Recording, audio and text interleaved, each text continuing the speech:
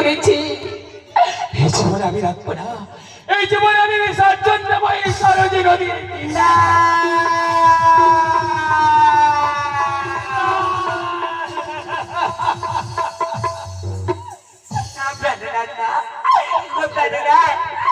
তুমি আমার ছেড়ে চলে যেও না প্রাণনাথ। আমি এসেছিলাম তোমার হস্ত ধরে তোমারই সাথে, যদি মরতে হয় তোমরা যাবে তুমি আমি দুজন মিলে।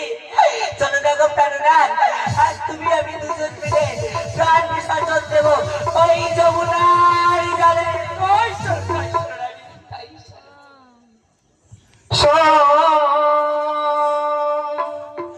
শোন বলিও নহুষ রাজা তোমারে,